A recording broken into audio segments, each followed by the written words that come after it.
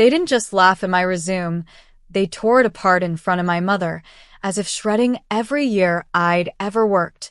And right when I thought I'd hit rock bottom, the one client they worshipped walked in and turned the entire room upside down.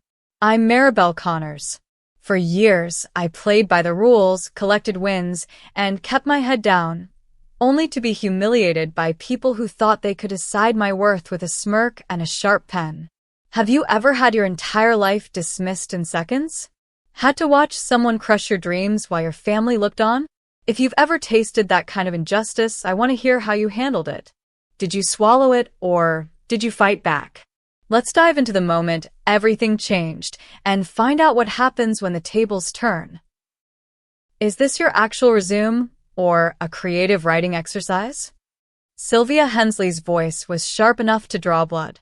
It bounced off the glass walls and landed in my lap, right between my hands, folded so tightly together my knuckles looked bloodless. I stared straight ahead, my eyes flicking once toward my mother, Glenda, sitting at the end of the conference table in her best lavender dress and a wooden hair clip she'd had since I was in college. She looked out of place, clutching the old brown wallet she'd carried to every one of my graduations and job interviews. It was a relic of every struggle we'd been through together, a silent proof of the road we'd walked, even if nobody in this polished tower would ever see it. A week ago, when TGR's automated system called to schedule this interview, my mother had overheard. She'd insisted on coming with me. "Just let me see you rise again, honey," she'd whispered, eyes shining with hope. That morning, before we left, I paused at the door, noticed her adjusting the sleeve of my old blazer, her hands trembling just slightly. Smiling, I reached over and gently straightened her own coat sleeve. "Don't worry, Mom. This is just a formality," I said. For a second, she squeezed my hand around that worn wallet, as if willing some extra luck into the cracked leather. At reception, the woman at the desk glanced at my ID, then scribbled Maribel Connors on the visitor badge, barely looking up. It wasn't the first time I'd been misnamed, but today, for some reason, it stung. Mom noticed. "They always get it wrong, don't they?" she said softly. I shrugged, half smiling. Maybe that's about to change. Now, in the sterile conference room, my mother's smile was starting to fade as the reality of this opportunity revealed itself. Sylvia was relentless, flipping through the pages of my resume as if she were sifting for gold and finding only dust. "Growth strategy across 5 countries," she repeated, her lips curled into a practiced smile. "Where's the verification from a C-level sponsor? Or is this just creative ambition?" She angled her comment toward my mother, as if auditioning for a live audience. The recruiter beside Sylvia stifled a laugh, then pretended to jot notes. My cheeks burned. I forced my voice to stay even. Every line is accurate. I led those market entries. Sylvia cut me off, tapping her pen against the table. "Anyone can claim numbers, Maribel. Without a reference, it's just paper. I see no supporting signatures. These results seem imaginative at best." Her eyes flicked again to my mother, who was shrinking smaller with every sentence. A slow, uncomfortable chuckle moved through the room. "If this resume were real," Sylvia continued, "you'd probably be somewhere else, not sitting here." The words hung in the air. I swallowed. My mother's smile was gone. Her hands clutched her old wallet tighter, her eyes fixed on a stain in the carpet. I saw her lips tremble. I suddenly remembered how she'd paid for that wallet by sewing buttons for a cleaning service back in my freshman year, refusing to let me work extra shifts at the diner. That wallet had been hope, a quiet vow that I'd have more someday. For a moment, I just sat there. I could feel my pulse in my throat. The recruiter next to Sylvia grinned, glancing between us, enjoying the spectacle. Even the receptionist, who had written my name as Maribel in the sign-in book, seemed to peer in from outside the glass, curious about the commotion. Maybe I'd always been someone people misnamed, misunderstood, underestimated. Sylvia looked like she was about to wrap things up. Well, Maribel, we thank you for your time. We'll be in touch. The door swung open. A gust of air, then footsteps, then a presence so undeniable the whole room stiffened. Thatcher Rowe, CEO of Apex, paused in the doorway. He scanned the room, his eyes landing on me. Wait, is that? He stepped forward, disbelief turning to recognition. You're the reason Apex didn't collapse last quarter. You built the recovery model. I've quoted your projections at every board meeting since. The room froze. Sylvia's face lost color. The recruiter's pen slipped from his hand. Thatcher moved past Sylvia without a glance, stopping directly across from me. You're recruiting her, right? He asked, directing the question straight at Sylvia. Because if she's not on your team, the deal's off. Period. No one spoke. No one breathed. Sylvia stood there, her mouth slightly open, eyes darting between me and Thatcher as if trying to recalculate the equation in her head. I reached out, slowly closed my resume folder, and stood up. Funny, I said, letting my voice ring clear in the sudden silence. I thought this was a job interview, not a roast. I slid my chair back, turned to my mother. Let's go, Mom. They've seen enough. For a moment, I caught my own reflection in the glass, chin raised, eyes hard. My mother blinked, then rose as well, clutching her wallet to her chest. Her eyes brimmed with tears, but this time, there was pride in them. As we walked past Sylvia, her hands shook as she reached for a tissue. She couldn't meet my gaze. The recruiter avoided eye contact entirely. The only sound was the echo of my heels on the polished wood floor and the memory of Sylvia's forced laughter now strangled in her throat. The elevator doors closed behind us. I glanced at my mother and tried to smile. Before I could speak, my phone buzzed, an email notification. Subject: Urgent offer. Let's talk. From Sylvia. I didn't bother to open it. Instead, I let out a short, almost bitter laugh. They think this is over, I said quietly, more to myself than to Mom. In the silence, I remembered again that moment just before the interview, adjusting my mother's sleeve, steadying my own nerves through the act. It wasn't just a formality, not anymore. In my head, I could still see the smudge on her old wallet, the Mirabelle badge crumpled in her purse, and the way she had squeezed my hand before we stepped into the lion's den. Those details, so small, felt like armor now. Next time I came back here, they'd remember my name. So you humiliated me in front of my mother, then thought a bigger paycheck would fix it? That was the first thing I wrote back to Sylvia Hensley when her email arrived, dripping with false warmth, dangling a salary 40% higher than their original offer. She called it an olive branch, a gesture of goodwill for the misunderstanding in my interview. The only misunderstanding here was her belief that I would ever crawl back. The night after that humiliating interview, I'd barely slept. My mother, Glenda, had tried to comfort me as soon as we got home. She baked croissants from scratch, filling the kitchen with the buttery scent that had always meant safety, her ritual ever since the days when I used to come home from failed job searches. This morning, though, the pastries sat untouched on the table.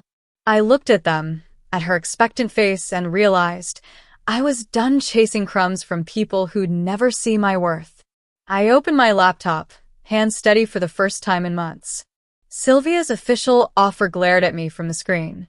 The subject line: an exciting next chapter awaits. The body of the email oozed condescension dressed as kindness. We want you to feel truly valued at TGR, she wrote. A revised compensation package is attached, reflecting our confidence in your unique background.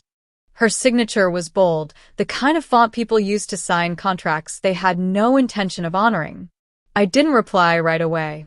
Instead, I scrolled through my notifications, then stopped cold.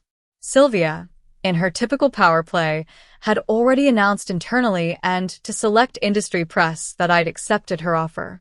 TGR Slack was abuzz with congratulations for my return to the big leagues. I hadn't agreed to anything, but that didn't matter. To Sylvia, Perception was reality, and she was determined to paint me into a corner. Across town, in TGR's glass tower, Sylvia stood in front of her team, beaming as she ran an internal win briefing. She explained how my decision to join was proof of TGR's market dominance and her own prowess as a recruiter. Her staff nodded along, some out of respect, most out of self-preservation. But not everyone was fooled. In the back row, a young PR associate scrolled through her phone and whispered to the person beside her, "She's not playing. She's hunting." Meanwhile, I was sitting in a quiet corner of DeLuca Cafe, my usual haunt when I needed clarity. The world outside hustled by, but inside the only music was an old instrumental of Any Regret Rain, looping over the speakers, a song about regret and the refusal to be defined by it. I sipped my coffee, checked the time, and knew exactly what I needed to do. I pulled up LinkedIn. With a few quick keystrokes, I drafted my own announcement. Clarification: I have not accepted any offer from TGR. Any announcement suggesting otherwise is inaccurate. I attached a screenshot of Sylvia's offer email, timestamped, then hit post. The effect was instantaneous. My phone vibrated nonstop with notifications. The post spread fast, pinging across inboxes, Slack channels, group texts, rippling through the small world of industry insiders. Within an hour, 3 different partners reached out, asking, "Is this true? What's going on?" At TGR, Sylvia's phone started to buzz so much she snapped at her assistant to kill the Wi-Fi. She saw the post, her eyes widening as she read. Her knuckles whitened as she tapped out frantic messages to her PR team, demanding a response plan. The camera would have zoomed in on her hands, trembling as she scrolled, her phone vibrating in slow motion, the growing realization that she'd lost control. In the same moment, as I refreshed my notifications, a name popped up in my inbox. Thatcher Rowe. His email was brief, CC'd to half the executive team at TGR. Transparency matters. I don't do business with firms that forge hires. No anger, no explanation needed. The subtext was clear. TGR's credibility had just been shot through the heart. That afternoon, Sylvia tried to save face. She sent me another email, now more formal and brittle, suggesting a conversation to realign our mutual expectations. My reply was even shorter.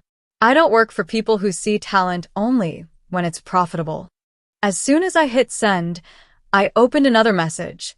This one to Janelle Trask, my old friend, and the only person in this business I truly trusted. I attached the market strategy doc I'd built at Crest. "Let's build the firm we wished we'd worked at," I wrote. 5 minutes later of a reply. "I'm in. Give me 1 hour." As the sun set, I remained at my corner table, watching as the light caught on my mother's untouched croissants in the bag beside me. My phone buzzed again, this time a legal memo sent directly to Sylvia. Notice: Thatcher Rowe has withdrawn the $9.4 million partnership agreement. Across the city, in TGR's boardroom, whispers erupted. Employees exchanged wary glances. The young PR associate grinned to herself and muttered, "That's checkmate." Just as I closed my laptop, Janelle arrived. She wore her habitual oversized coat, pulled a battered notebook from her bag, and set it beside my computer. The cover, dog-eared and coffee-stained, read in her handwriting, "Ideas no one listened to." She grinned, eyes blazing with possibility. "Let's call it Prism," she said. The weight I'd carried since that interview with Sylvia suddenly felt lighter. My mother had told me that morning, "You don't have to prove anything to them." She was right, but that didn't mean I'd let them get away with it. As Janelle and I started scribbling our plan on napkins, a new resolve sharpened inside me. I wasn't hungry for TGR's croissants or their approval anymore. I was hungry for something bigger, the chance to hunt on my own terms.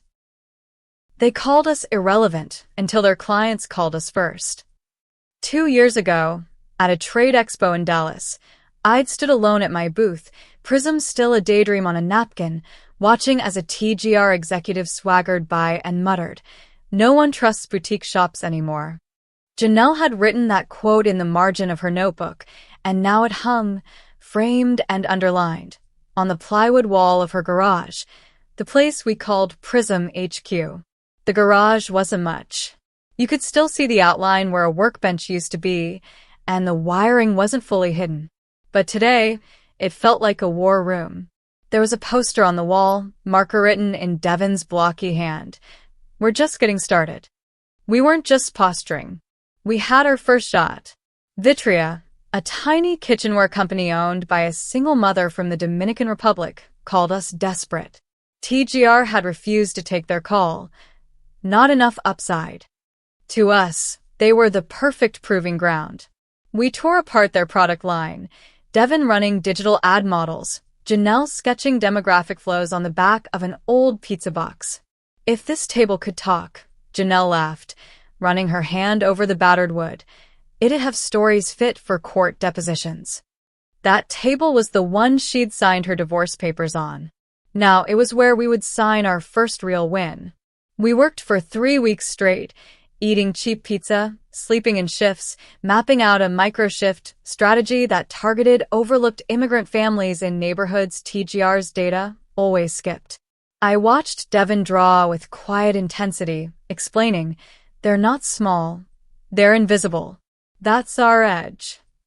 Vitria jumped on our plan immediately, running Facebook ads in Spanish and Vietnamese, offering live-streamed cooking demos with local influencers. The results stunned even us. Online sales spiked 27% in a month. The local business paper ran a headline, "How 3 women in a garage outperformed a giant." That article got picked up by regional trade blogs and, before we knew it, our inbox pinged with messages from clients TGR had left in the cold. Sylvia didn't miss a beat. She assembled her PR team and began circulating rumors. Prism was a political front, bankrolled by activist money, a hype machine built for optics. At first, it stung. But instead of fighting back with anger, I uploaded our complete investment records and quarterly audits to our homepage, a wall of digital receipts. "We don't have anything to hide," I posted. "Ask our clients about the only green we care about, profit." The local press ate it up.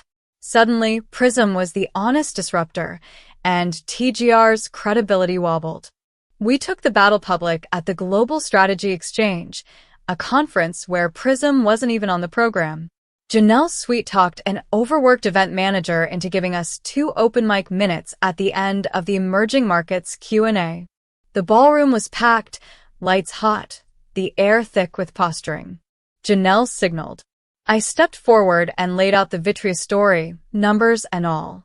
A TGR director in a Navy suit interrupted, his voice dripping disdain.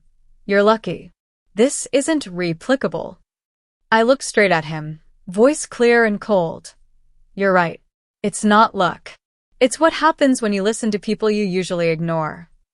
The room fell completely silent, a documentary pause.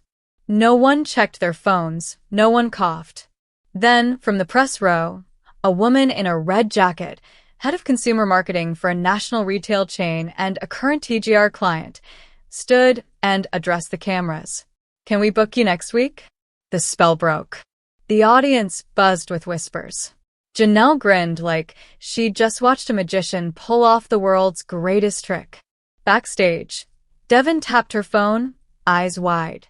"Maribel, TGR just added a new tab to their site, Emerging Markets Division. Their homepage language matches 73% of ours." Her voice was half disgust, half admiration. I balled my fist, an ice-cold calm settling over me. They want to play copycat? Let's make them regret it. In the garage that night, the pizza boxes stacked higher, we sketched new campaign flows on a battered whiteboard. Devon explained market penetrations while eating cold pepperoni. Janelle, still in her conference blazer, traced her fingers along the old dining table. "This table survived more bad ideas than I have," she joked, "and it's still standing." As we planned, A knock came at the garage door. It was a freshman from the conference, shy and clutching a notebook. "Miss Connors," she stammered, "could you, sign this? One day, I want to build something like this too." Her eyes were star-bright, hopeful. I signed the page and handed it back, feeling a strange mix of pride and defiance. On the wall, the framed quote from TGR's executive glowed under a bare bulb. "No one trusts boutique shops anymore." I looked at Janelle and Devin, my new army, and thought, not only will they trust us, they'll fear us. If you're going to steal my playbook, at least try not to fumble the first move. Boston was ablaze with corporate banners, but all that mattered was inside the Glass and Marble World Insight Forum. TGR's logo draped every corner, their platinum sponsorship unmissable. Their booth took up half the lobby, spotlights, custom scent diffusers, a literal barista. Prism's booth? Tucked at the far end, a 6-foot table crammed with case studies, jammed with curious faces, and the hum of real questions. Janelle grinned, whispering, "Look at that mob. Tactics beat theatrics every time." 2 years earlier, Sylvia Hensley had sneered across a Crest conference room, "Innovation is just expensive guessing. Stick to proven models." Now, as she ascended the main stage, Horizon Markets' logo spinning behind her, she was crowing about agility, cultural insight, and AI-driven analysis, words ripped straight from Prism's deck, even down to our catchphrases. Their new division's pitch deck was 90% Prism, 10% empty calories. Sylvia, radiant in power red, soaked up the crowd's applause. Today, TGR charts the next chapter in strategy. We've reimagined the future for emerging markets. Colton Barris, TGR's CEO, joined her on stage, all charm and composure. "This is a new era. We're leading the industry into uncharted territory." But in the crowd, I heard the murmurs. "Isn't this Prism's thing? Did they buy them?" I watched, silent, as Colton and Sylvia shook hands with investors and press, painting themselves as bold visionaries. But my focus wasn't on their borrowed lines. It was on the tidal wave they didn't see coming. That afternoon, in a side room crammed with startup execs and skeptical VCs, I took the stage for Prism's live demo. My voice was steady, my words unhurried. "Everyone here wants the next big idea. But how do you spot the talent who'll find it first?" I showed our future fit framework. Behavioral testing, AI map soft skills, scenario challenges no resume could fake. The slides glowed with Prism's signature colors, no glossy distraction, just data and proof. For a finale, I queued up a side-by-side chart, Prism clients' growth curves versus the flat line from Horizon Markets pilot tests. We don't just reimagine, we deliver. I paused, letting the numbers sink in. 37% higher growth, 22% more retention, 41% faster market adaptation. The Q&A was ruthless. Investors, analysts, even Colton himself challenged. "How do you know you're not the lucky outlier?" I leaned in, eyes cold. Results aren't luck when they're repeatable. I know, because TGR's new division is already borrowing our playbook. But Prism isn't a formula you can buy. It's a way of seeing. Across the hall, a tech journalist cornered Colton on camera. "Are you building innovation, or just importing someone else's imagination?" The smile never left his face, but Sylvia's composure cracked, her jaw tightened, eyes darting to the Prism booth, where our crowd had doubled. The split screen was almost comical. TGR's booth was flash and repetition, staff cycling through the same pitch, bored and rehearsed. Prisms? Real voices, real debates, even a student group asking Janelle about internships. Devin, almost invisible, quietly snapped a photo of TGR's Horizon Markets banners. Later, she'd posted on LinkedIn. Evidence of mimicry. #, not flattered. At sunset, I called the entire crowd's attention, stepping to the center of our exhibit and going live on social media. We welcome competition, But if you're chasing our methods, remember, we're already testing the next version. The room grew silent as I announced. Starting today, any startup can access Prism's talent framework, free for 6 months. Because the future should be built by more than just the old guard. The applause drowned out everything else. Somewhere, a young investor whispered to his partner, "That's not a founder. That's a tactician." That night, over drinks at a bar packed with post-conference dealmakers, Janelle commandeered a napkin and drew a market share pie chart in blue ink, grinning at me. "Look at the sliver we took in just 1 quarter." Devin, sitting beside us, shared her phone. "They've scheduled meetings with 3 of our biggest clients tomorrow, offering a 35% discount."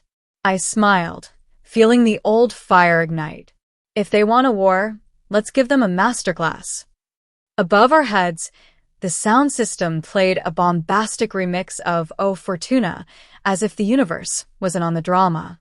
Sylvia passed by on her way out, glancing around, searching for familiar allies in the crowd. She found none. The energy, the momentum, belonged to us now. I caught my reflection in the bar's window, flanked by Janelle's sketches and Devin's digital receipts of evidence of mimicry. For the first time, I realized we weren't defending our playbook anymore. We were rewriting the rules. If they want to buy me, they'll have to pay with more than money. I want their spine. The skyline of the city looked like a glass chessboard from the 45th floor of TGR's headquarters. Everything about the conference room was designed to impress. Expansive glass, a table so long a distorted perspective, cold spotlights washing everything sterile. But I didn't feel like a pawn anymore. Today, I'd come as the one who set the rules. Before the meeting, Janelle caught me outside the glass doors, a conspiratorial smile on her lips as she clipped a micromic to my blouse. "In case they try to rewrite the narrative again," she whispered, voice low and sure. Devin handed me a tablet with the final slides, pausing to show her latest chart, a bright red visualization of TGR's hidden costs from ignoring underutilized talent over 5 years. "This is their real vulnerability," she said, "not the public numbers. The blind spots." I nodded, feeling the weight of their data behind me, a wall no one here could see coming. Colton Barris, TGR's CEO, greeted us with his signature politician smile. "Thank you for joining us, Maribel," he began, as if this was all a formality.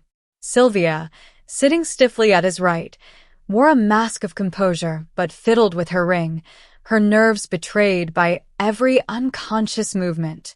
"Let's discuss a strategic merger," Colton continued, spreading his hands wide. "We value Prism's brand. You would retain your name and creative direction, while TGR would provide infrastructure, global reach, true partnership." His tone was oily, every word rehearsed. I let silence stretch, then opened my slides. The projector lit the room with Prism's colors, every number ablaze: revenue, market share, retention, innovation. In all 6 strategic categories, Prism now outpaced TGR. "Looks like we're the infrastructure now," I said, voice cool. A subtle drop shadow effect made each metric pop. Every data point was a cut, a public accounting. Sylvia, unable to hold back, leaned forward.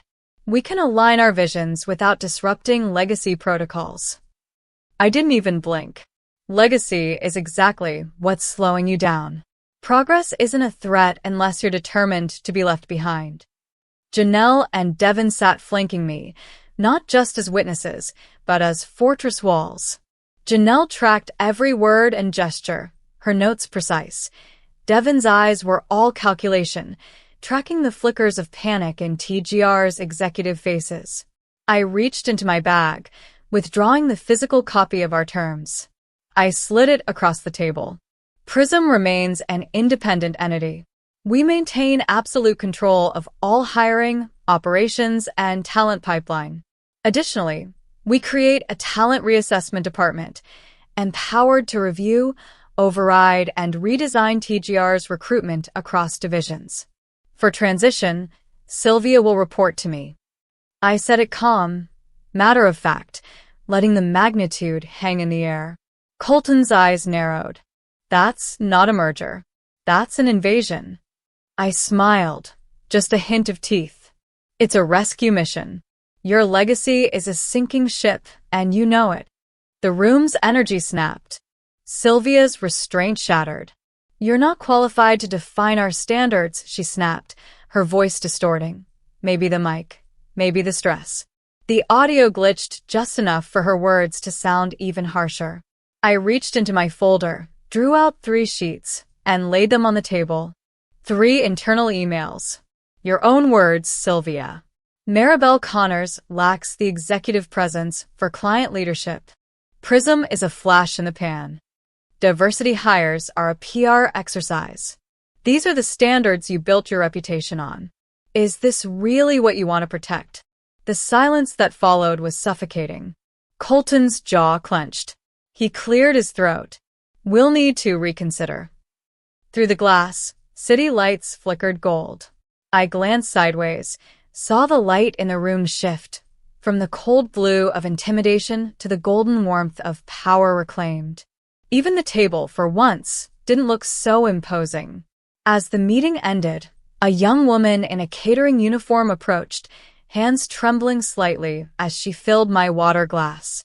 Miss Connors, I used to follow your market blog back when I was at community college. Thank you for coming back. I smiled, quietly moved, and nodded. Devon shot me a knowing look, then swept her tablet's final slide, projected cost of wasted potential, over 10 years, onto the screen as we left, a silent reminder that numbers never lie. That night, 2 things happened at once. First, an internal TGR email leaked to the business press. Prism sets non-negotiable terms. TGR board in deadlock. The story went viral in under an hour. Second, as I sat at my kitchen table, Janelle grinned and slid her phone over. Just in, Blue Ridge Capital wants to fund our next phase. If you don't sell, they'll back our expansion independently. I leaned back, feeling the weight of history shifting under my hands. 3 years ago, Sylvia had tried to shut me out with politics and whisper networks. Tonight, she couldn't even define the rules of her own survival. No matter how they spun it, they'd lost the only thing they truly feared to lose. Control. They used to laugh at my resume. Now they teach it in executive onboarding. The first thing I did before the Global Talent Renaissance Conference was unlock my phone and scroll to a picture my mother took years ago, me standing, stunned and humiliated, outside TGR's glass doors in my only suit. Now, that image hung framed in Prism's largest conference room, not as a wound, but a milestone, blood marker of how far we'd come.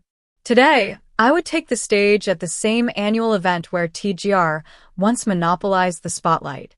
Now I was the keynote. Chicago's Riverside Convention Center was a cathedral of ambition, but my focus was only on the faces. Sylvia Hensley, in a tailored navy suit, sat first row center, her expression tightly neutral, pride and dread at war in her eyes. Colton Barris, for the first time in years, sat silent, not even attempting a PR smile.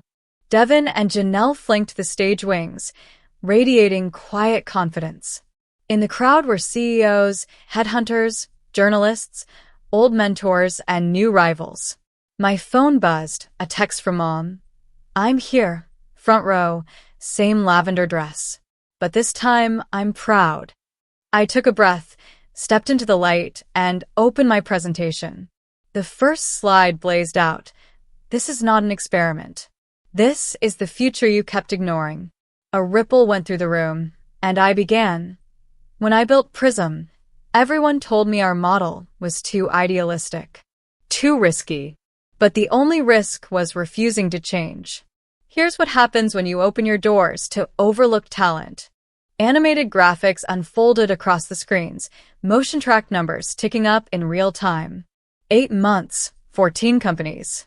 Average ROI, up 28%. Talent retention, up 41%.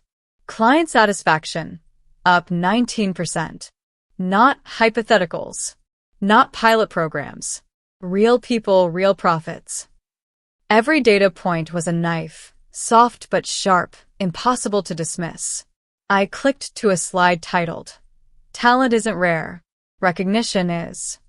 On it, a photo of Teresa Cho, a candidate once dismissed by Sylvia's team for not having the right pedigree. I told her story. Rejected twice for being too unorthodox. She now leads the Southeast market at Vitria. Profits up 34% under her division. The camera panned, slow and merciless, across the first row. Sylvia's hands tightening, jaw flexing as her past failures scrolled by in front of hundreds of industry leaders. Suddenly, a flurry of notifications erupted on tablets across the crowd. Directors texted their boards, notes popping up.